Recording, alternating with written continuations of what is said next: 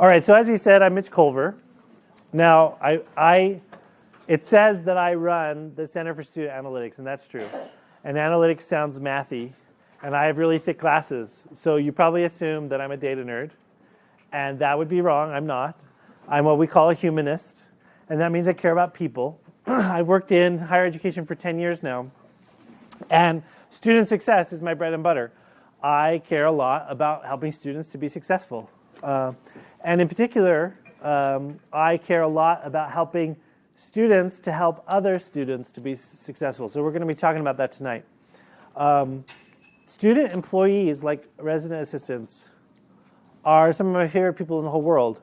I used to run a program in Washington where after about 4 years I had directly hired, trained, and supervised over 365 different people.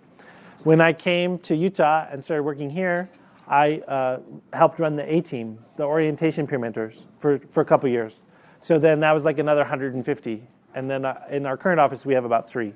So we're like over 500 student employees that I've worked with. And what I'm here to talk to you about is how the university works and how you guys as student employees, as RAs, can make a really big difference in other students' lives. Now, you guys probably already know that. Otherwise, you wouldn't have signed up to be RAs. And so I know that like what I'm going to share is like I'm preaching to the choir, but hopefully I'm going to present it in a way that causes you to think about it maybe in a way you haven't thought about it before. And so here we go. We're going to get started. The first thing is that I do work for the Center for Student Analytics. I founded it. I'm the founding manager. We have existed now for about a year and a bit. I worked for 2 years just as a solo staff member, not in a unit, just by myself, doing really hard, good work. And they said, hey, we like this guy and what he's doing. Maybe we should give him a budget and some staff.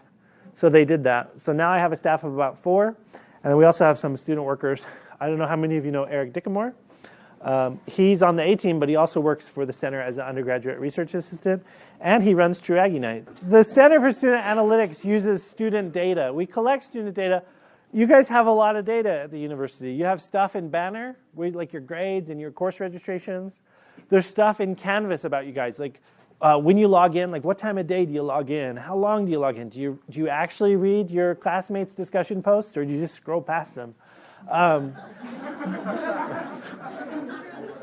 We know what's going on. We know what's up. We look at like card swipes. When you guys like go to the athletic events and you go and get your ticket at the card office, we look at like ticket distributions.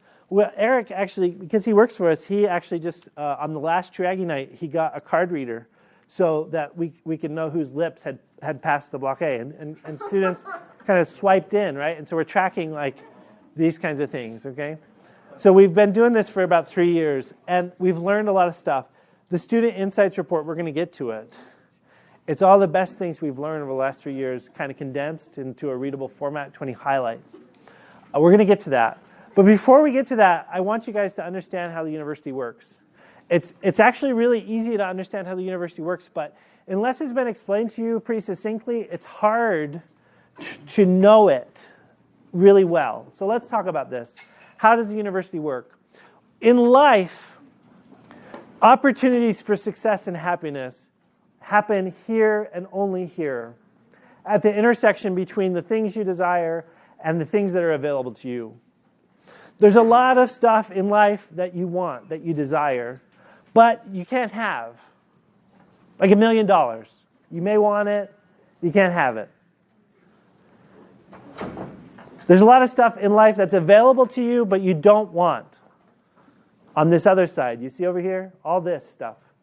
If you were to reach under your chairs, some of you would be able to find some gum. That gum is available to you, you can have it. But you don't want it. So it's not an opportunity for success and happiness. Only when the things that we want overlap with the things that are available to us do we have an opportunity for success and happiness, like all the girls that line up to kiss Eric Dickamore on the Block A every True Aggie Night. They want to kiss him, he's available to be kissed, then they get happy, okay? Now, if you're an educator, these 2 circles are everything you do. If you got into education, it's because you understand these two circles, and you understand one of the best ways to increase the real estate in this center space between desire and available rewards is to expand the available rewards. How do we do that? How do we make things that were previously unavailable suddenly be available? Well, there's a number of different ways you can do it. For example, if you win the lottery, that suddenly makes this circle grow big, right? If you suddenly start dating like Justin Bieber, you go from that to that. Okay, the lottery and dating Justin Bieber are not super reliable. We figured out over a lot of years, hundreds, not thousands, that the best way to increase this circle and make it bigger for any human being is to increase their competence, to make them better at life. Because when you're better at life, you're able to get more out of it. If I don't know how to chop down trees, and then I learn how to do it, that increases my competence. It increases the things that are available to me. I can go down, chop trees, and build a log cabin, or whatever it is. If I don't know how to do math, and I learn how to do it, maybe become an accountant, things that were previously unavailable to me that I happen to want, suddenly become available to me. And so my overlap between available rewards and desire increases. We go from this little sliver to this huge real estate. That's the whole point of education. It's the whole point of the university, increasing people's competence. Okay? Now, I don't think that's hard to understand, but here's the hard part that most people miss. How do you increase people's competence? Well, there's only two ways to do it: adversity and failure. Adversity and failure produce gains in competence like nothing else you can believe. We call this failing forward. Failing forward. It's this idea that the master has failed. The master has failed more times than the beginner has even tried. The master has failed more times than the beginner has even tried. I do public speaking all day long. When I was in high school, I was not a public speaker. I had a teacher, my sophomore English teacher, Mrs. Graham, forced me into speech and debate, like forced me, tricked me, literally told me to come to a tournament to watch. And when I got there, I was actually signed up to like debate. And I was like, what have you done to me? Back then, when I would talk in front of groups, my hands would shake. I would turn red. My knees would knock together, literally. I would get so flustered, I would say stupid things. And that went on for like 8 months, and then I got over myself. All of that failure worked its way towards me feeling comfortable in front of a group, and now I get paid to be in front of groups all day long. So tonight I'm here with you. At 7, I have to go over and talk to the Alumni Association. This morning, I was with all the department heads and the deans and associate deans for 2 hours, presenting to them. It's my job. 10 years ago, 15 years ago, I would never have been able to have a job, but it was all this failure and adversity that I experienced that has made me willing to do these things, okay? Competence emerges from adversity. In fact, you may not know it, but the word student itself comes from the Latin studare, which means painstaking application of oneself to some endeavor. Yes, to be a student means to be in pain. That's the definition. Yeah, it's true.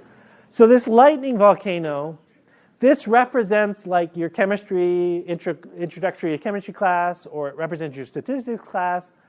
And if you never thought about it this way, the syllabus like itself is like a lightning volcano. It's your instructor saying, we're not going to deal with lightning volcano. We're going to actually deal with the university structured adversity.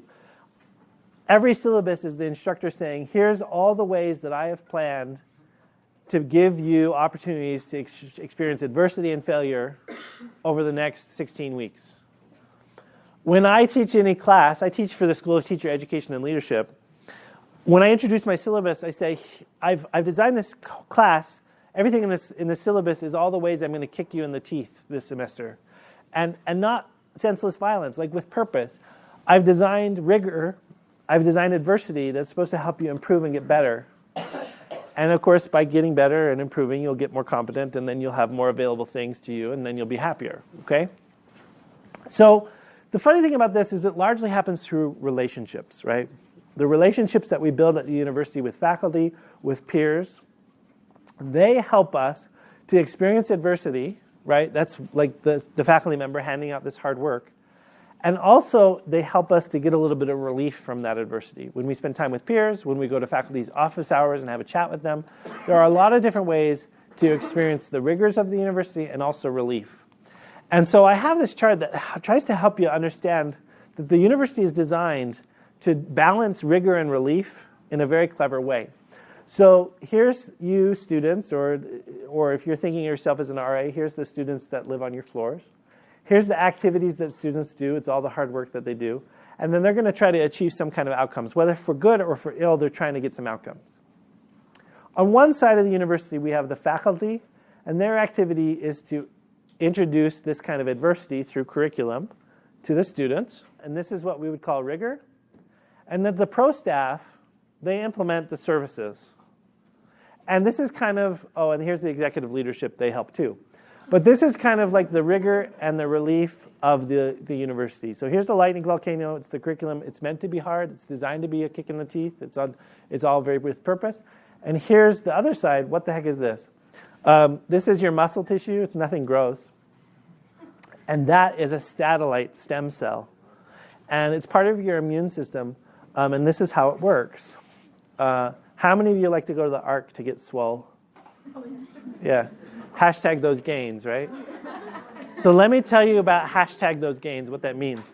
When you go to the Ark and you lift, bro, the lifting action tears your muscles. Did you know that? Yeah. And that's why we call it getting shredded. Because literally that is what's happening. When you exert force and energy onto your muscles greater than what they can deal with, and you do that in several reps, you're tearing your muscle tissue up. You're tearing it up. You're shredding it. Hashtag so shredded. Now, your immune system senses those tears, and it kicks on. And these satellite cells, they go, oh, crap. The muscle tissue has been damaged. There's been this rigor, this lightning volcano of the 25-pound weights when you really should only be working with 16-pound weights or whatever it is. And you see these arms? They're kind of like sticky hands, just like you'd get at like the 25-cent machine. They kind of like go out, they go, and then the satellite cell like pulls itself along like really smooth, like and then like, and pulls. Sorry, did that get on you? I totally just sprayed. Sorry. These satellite stem cells go to where the damage in the muscle tissue is, where the tear is, and they repair it. Now here's the cool thing. Here's the best part. They're not stupid. So they're stubborn. So they don't just make it the same as it was before. Guess what they do?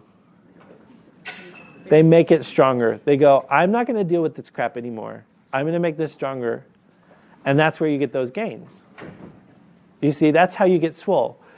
And this is part of your immune system. Most people think that getting hashtag those gains is all about like, oh, just like the hard work.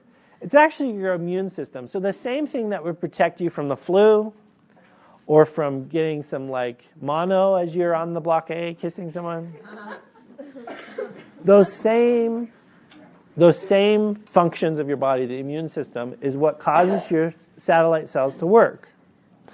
And the reason why that's important is because the gains are going to come not just from the rigor, but from the repair. But the repair only happens when three conditions are met. The first is you have to have proper nutrition. If you haven't been eating right, your satellite cells don't have the necessary proteins to repair the muscle tissue. 2, rest. If you haven't been resting, your immune system doesn't activate properly because a lot of your immune system will happen in the night. Okay? And 3, lack of stress. If you're totally stressed out, your immune system is so busy dealing with the fallout from all that stress you're dealing with that it can't make your gains happen, okay? And this is why working out actually doesn't make as much sense. If you have a lot of like stressors in your life going on, your workout session, your 40 minutes in the gym or whatever it is, isn't going to go as far because your immune system isn't going to be as active. The same is true if you're sick. If you know someone who like has a really bad cough or like has the flu, and they're like, I gotta go and do my exercise. I gotta get those gains. Just be like, whoa, like that's your immune system. Like it's already trying to fight off the flu, and you're trying to go to the gym too. It can't do both. Why don't you rest from the gym for a little while your immune system kind of fights off this illness? Does that make sense? Okay, what is university? Okay, here we go. You go to class, you go to your English 2010, and the lightning volcano is happening. It's supposed to be hard. If university wasn't hard, it wouldn't work. Do you see that? If university wasn't difficult, didn't challenge you to be different than you are, didn't tear you up and shred you, it wouldn't be effective. Rigor in the institution is essential. But unless you also have a healthy academic immune system, you don't get the relief that's going to make those gains actually occur. Well, those same three conditions have to be met. Those same exact conditions that make your immune system function when you've gone to the ARC and pulled out those 45s and really thrown them around. Those same three conditions have to be met academically. So what were they? The first was you need proper nutrition. What is academic nutrition? Well, it's things like supplemental instruction. It's things like tutoring. It's things like meeting with your academic advisor to get a degree plan in place so you can register. Academic nutrition means meeting with study groups when they're available. It means going to your faculty office hours and talking to them. Academic nutrition is reading your textbook. It's spending time doing Khan Academy if that's what it takes. There are lots of ways to kind of enrich the student experience and give them proper nutrition so they can get the relief they need from the rigor. The second condition was rest. And rest takes the form of a lot of different things. But think about it in terms of the student ecosystem, kind of the space we exist in, sitting on the quad, chatting with friends, going to Luke's on the quad and getting a turkey wrap. Hashtag so delicious. Going to 10 of 10 would recommend. I don't know, have you guys had this turkey wrap? Yeah, it has cranberry sauce in it. It's so, and they give you shoestring fries. Okay. You go to the Howl, right? It lets you kind of like chill out, okay? Actually, didn't you go last year as and chill? And his friend went as Netflix. And he was and chill. You get it? Netflix and chill? Okay. All right. So the things of the university that help you rest are the things that help you just unwind. It's coming back to the residence hall and having a chat with your friends in the lounge area. It's going over to the intramural fields and participating in a club sport, doing intramurals, okay? There's lots of things that help students unwind. Those things are essential for that academic kind of relief to kick in so that you can get those gains, those academic gains. The last one, if you remember, is de-stressing. The stressors of university life are many. They're financial, they're family, they're friends. There's that girl that broke up with you 3 weeks ago and now she's dating someone else, and that's really terrifying. That's a real story. I won't tell you who that's about.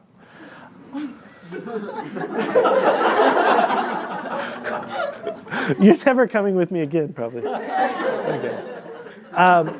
There's your professor who feels a little bit too mean. There's that test that you failed, right? There's lots of things that stress college students. And all of those things need an outlet. People need someone to talk to. They need someone to just play ping pong with. They need someone to sit with who's not going to judge them or want to know everything, but who's willing to listen to whatever they want to share. That's you guys. You guys help your students to de-stress. How many of you put a lot of energy into your door decks every time you do them?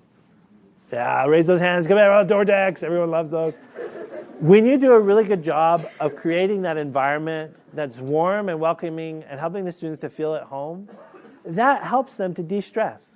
When they arrive and they feel like they're in a space of care, when they feel like they're in a space that they are welcome, that helps their immune system, their academic immune system, to kick on and do the work that it needs to do so that they can get #those gains.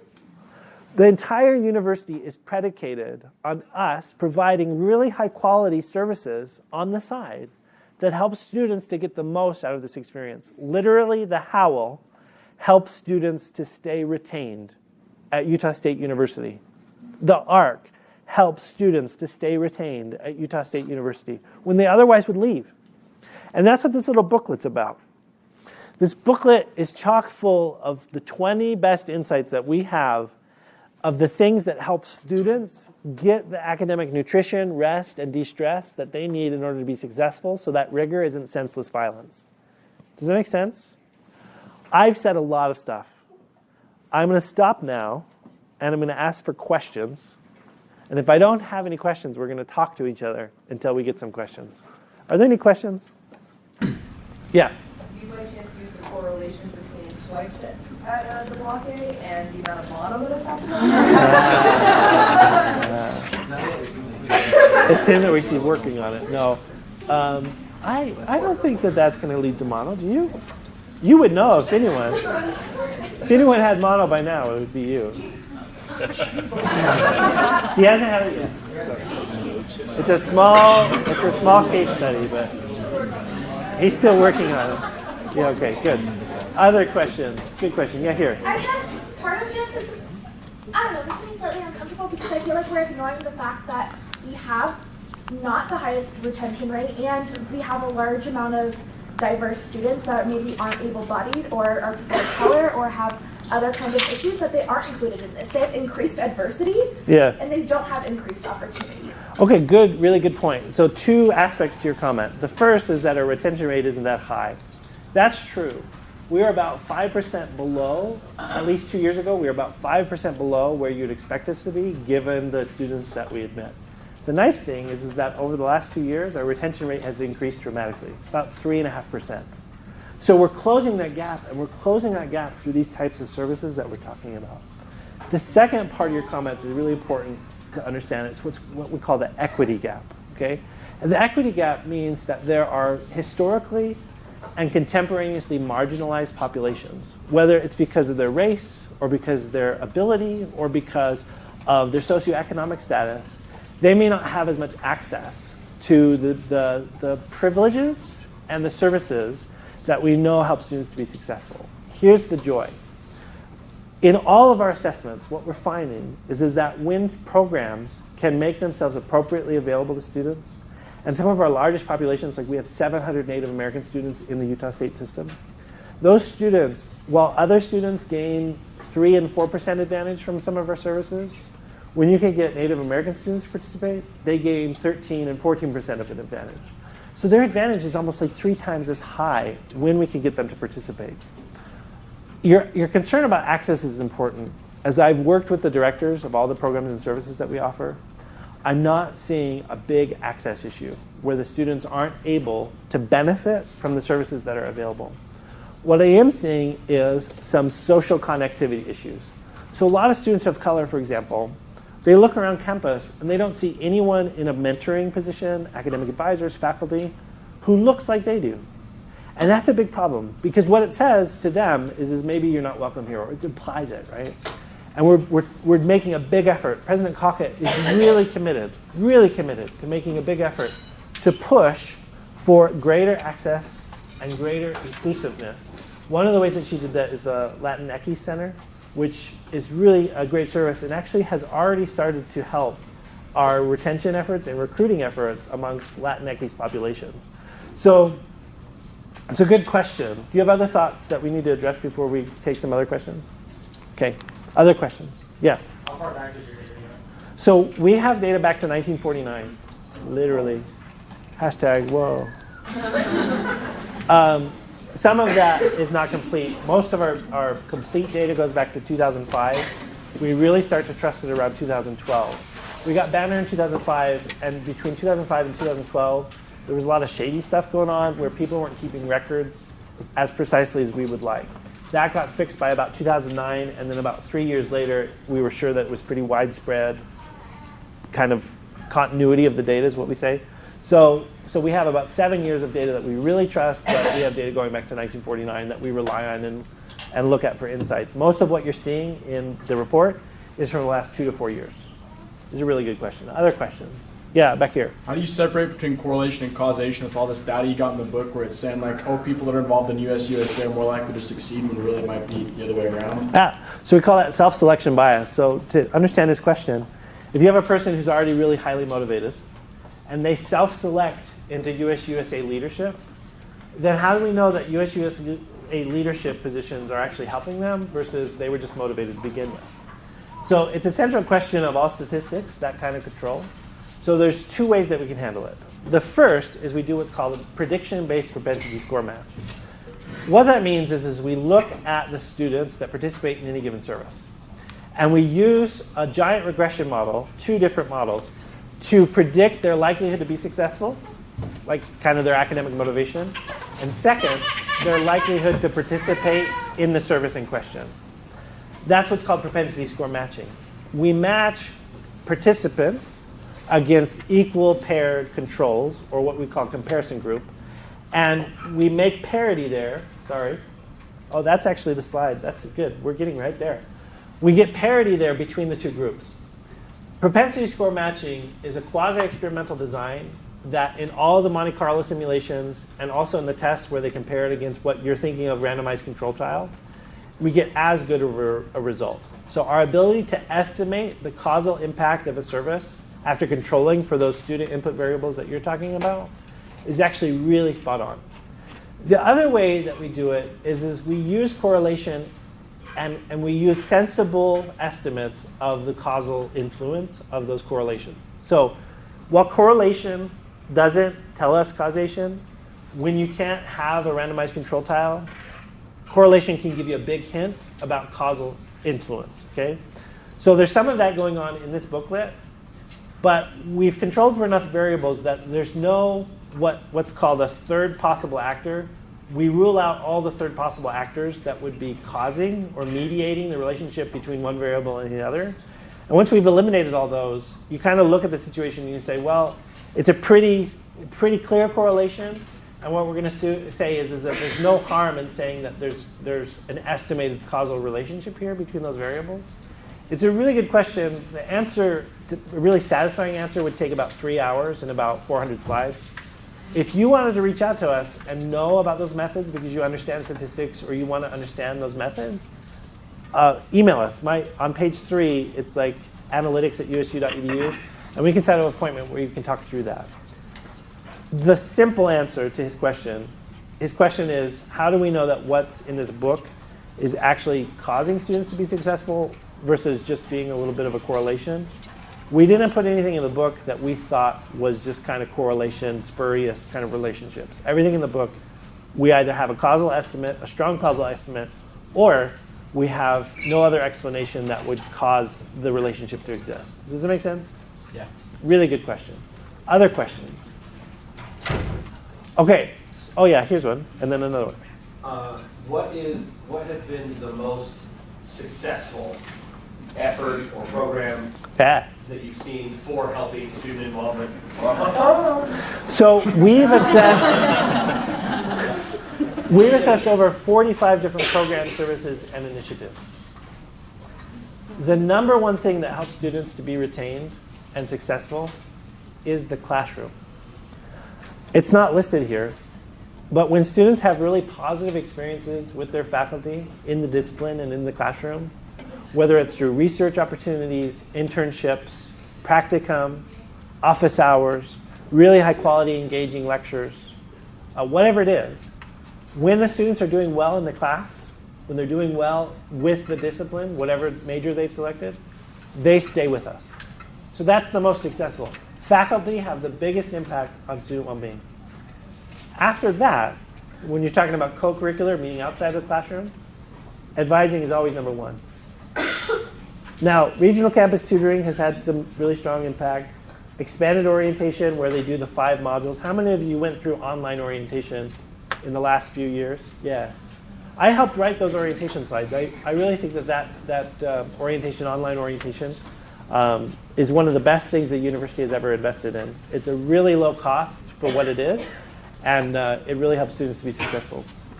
Writing center, supplemental instruction, and so forth. Now, residence halls is 1.35%. You might be saying, oh, it's so low. Here's the thing. Anything above 1% is really killer, because we have like 15,000 students in Logan, right? So what's 1% of 15,000? It's 150 people. So if we can change the trajectory of 150 students' lives, that's a big deal. These are big percentages in higher education, okay? So 1.35 is nothing to shake a stick at. It's really powerful. Your question was, which is highest ranked? It's academic advising. Really good question. Question here. I just wondered what our retention rate is right now So for first-time, full-time freshmen, it used to be about 68, 69%, and it recently jumped to 71, 72, 73. So pretty good, pretty exciting. I have a question.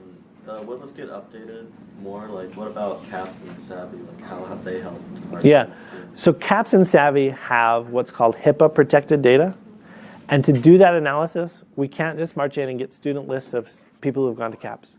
We're not in a position to protect that data in an effective way. Now, in a previous director at CAPS, we were very close to giving him the access he needed to do the uploads to the system and the downloads and to delete the data so that it wasn't available to anyone else and then have the results. But he retired. And we haven't been able to get with the new director to make that happen. As far as CAPSA, that's such sensitive data, participation in CAPSA, to go to that. It's such sensitive, it's Title IX related data. I don't know that we will ever actually move into assessing the CAPSA services because we would have to have lists and rosters of people who have been there for the services. And obviously we stay away from data that would be considered too sensitive to be accidentally lost or accidentally included somewhere that would be inappropriate, right? If I say accidentally that you went to a football game, there's not much damage done. If I say accidentally that you went to CAPSA because I leave a student list sitting on a table somewhere, that's a big problem for everyone, right? Does that make sense? Yeah. So we work with those programs to do evaluation, but it doesn't always end up in these reports because it's not always easy to do that work. It's a really good question. We will continue to work with every program that we can work with to get these kinds of results and make them available through these kinds of student insight reports. Yeah. So for residence halls here, it's about 1.35%. I remember reading somewhere that when it comes to residence halls, that oftentimes one of the main things that really leads to student persistence has to do with the fact that they're so close to the rest of the university. Do we have any data that we're able to look at that we can kind of see the difference between persistence caused by simply living closer versus the persistence that is a result of the things that we actually do? Yeah. So we haven't answered that question yet. No, it's a good question. So one of the things we looked at was differences by housing areas. So Central Campus versus South Campus versus Student Living Center versus Aggie Terrace. And we saw some differences there. Those are distances, aren't they? So, but I don't think that the pattern was about how far away people were from what was going on. More, I saw like the quality of services, the quality of community. Like the Student Living Center is far away, but it has a really good community. So I think that that's what we saw is where there existed good community and a strong heritage of a strong community, then we saw a little bit better results. Here's what I can say. In all of our analyses, human contact seems to be the marker of any successful program. When students are with people that they know care about them, the programs do much better than if they're not interacting with people who they would know or who they would say, this person cares about me. One of the reasons why I think regional campus tutoring is so strong is because those campuses are small. Some of them have as few as like 30 students. And when you have a tutor on site that meets with you on a weekly and really gets to know you, that kind of human connection really goes a far way into helping you know that you can be successful at university. Does that make sense? Good question. You guys are full of questions. I thought maybe like 2 questions. This has been like 12 already. Yeah. This is just a note about the Savvy thing. I know I'm a peer educator with Savvy. I know that they have a lot of data that they collected and have in protected stuff. So if you're interested about information about Savvy and the impacts they've had, you can talk to Savvy itself. And Yeah. they'll have more information for you. That's a good point. Are there other thoughts? Okay. Yeah. Are you guys possibly looking into researching like residence hall experience and like what we do specifically that helps students? Yeah. So Richard's actually working on helping us get some data that's a little bit more, what we'd say, fine-grained, where we can actually start to do those kinds of assessments. Part of the problem is like if you have like a floor program where you like have a get together and talk about whatever the things you guys talk about are. You don't always write down who was there, right? Sometimes it's just like come, and then whoever's there is like there, and it's like whatever. Without those markers of like how students participated in different things, it's really hard for us to get like an image of what influence it's having. So we do the most we can with what data is available, and bringing that data together sometimes takes a while, right? So like we have kind of an outstanding like ticket with housing, knowing that at some point there will be a data handoff, and we can do a little bit more intense analysis. But some of the things you guys do that are the most important never get logged. Now, there could be a danger in that too. So South Carolina has a really big residence life program. And every time an RA has even a short conversation with a resident, they go into this like system and they say what happened, like every single time. Can you see how that would be a little bit hard on you guys? And also maybe even a little bit inauthentic. Like, I said hi to Joe. Sally walked past and I said, what up? Like, data collection can get out of hand. So we're trying to do a balanced approach where we get good insights and have enough analysis, but we don't get intrusive about the data collection. Does that make sense? So it's a work in progress. We're working towards some good stuff. Really good question. Other questions? You guys are full of really great questions. I'm going to keep going so that we have some energy. I'm going to have you guys now turn to the books. Okay, so everyone's going to open your book, and you're going to pick a number between 1 and 20 and turn to that insight. Can I see your book? So for me, I'd open it. Maybe I pick number 17, or maybe I pick, here it's number 5. Okay? Now, hold on before you start talking, because you're going to miss the instructions. So you're going to pick a page that's different from your partner. So everyone needs a partner. You're going to read it. It literally takes, it's 150 words, so it should take about 2 minutes. And when you're both done reading, you're going to teach each other. So make sure you pick a different number than the other person. Then we're going to do it again, okay? So pick a number. Make sure your partner has a different number. First, make sure you have a partner. Everyone find a partner. So of the 4 that you heard, does anyone have anything that they think everyone in the room should hear about? Like, this was cool. I love this. This is what I think everyone should know. What stood out to you? Yeah. The US-USA involvement, in that conversation with you, it's not just specifically like the US-USA president, but... Yeah, it's 1,500 people, so it's all of the PCAP, it's all of the councils, it's all of the college councils, it's all of the scholarship and volunteer positions, it's all the directors and their support teams, it's Panhellenic, it's sorority and fraternity presidencies. There's a lot of people included in that insight. What insight was that? That's page number 12, Number 12. USA involvement. I think it's important. Good. We have one here. What number? I'm going back to find that. 18, high school GPA And what page is it on? ACT.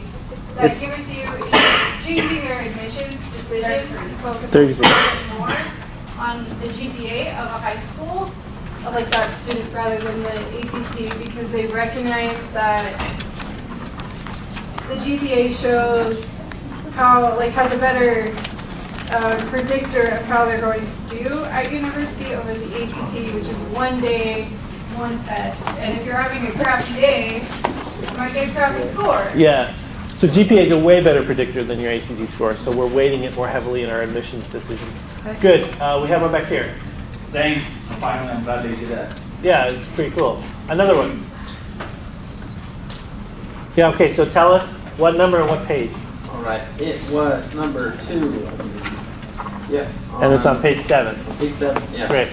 And it basically said students who take more classes, around 6 and 7 was the one shown, have a higher tendency to stay at USU compared to students who take less. And that does not, and this, I guess, performance level of the student, whether a high performance student or low performance student, does not matter. That's right. The most important thing to understand is 6 to 7 classes, which could mean like bowling, connections, yoga, right? So it's not 7 3-credit classes or 6 3-credit classes.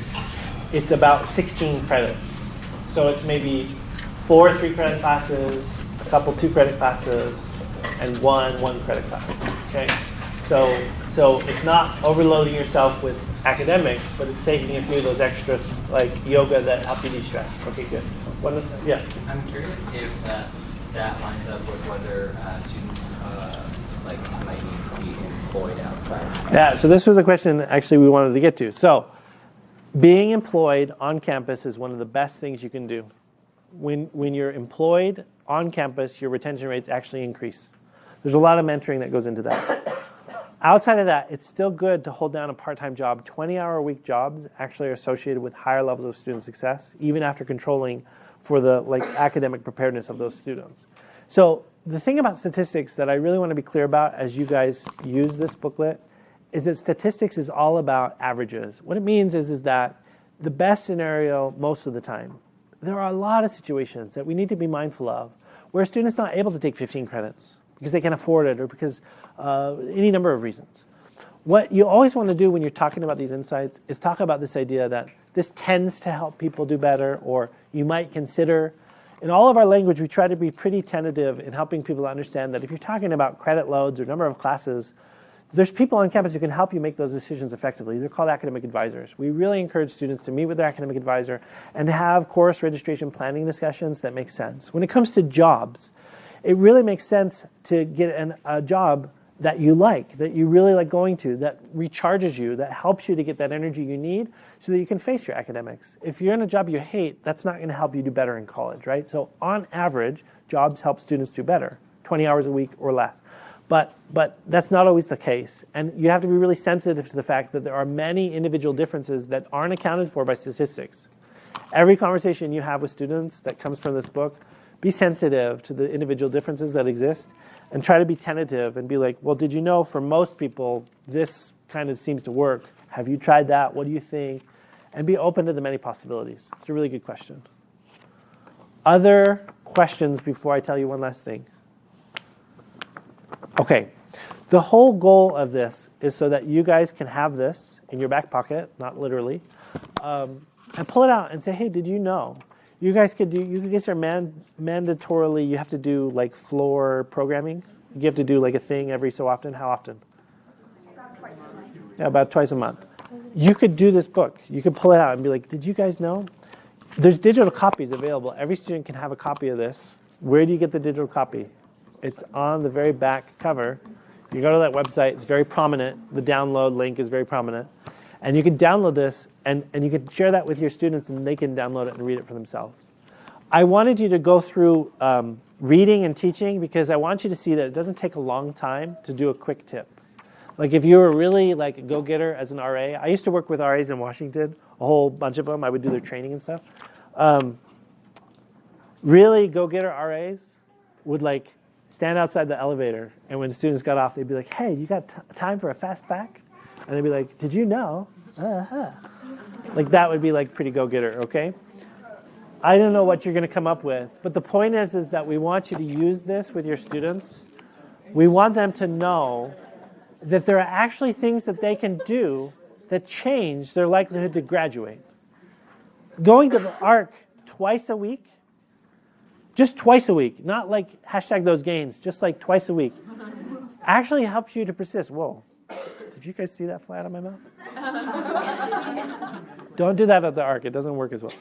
So going twice a week is all it takes to really see a strong improvement in your likelihood to persist towards your goal of graduating. Who can go to the ARC twice a week? Yeah, like do that. Okay, good. Here's the last thing I want you to know. Okay, here we go. B.F. Skinner was a psychologist back in the 50s and 60s. And he came up with what we call behaviorism. He looked at rats in boxes and figured out that if you put a rat in a box, you can get it to do almost anything you want. One of the ways that you can do that is you can put heroin water in there and they get addicted to it. And they'll do anything for that heroin water.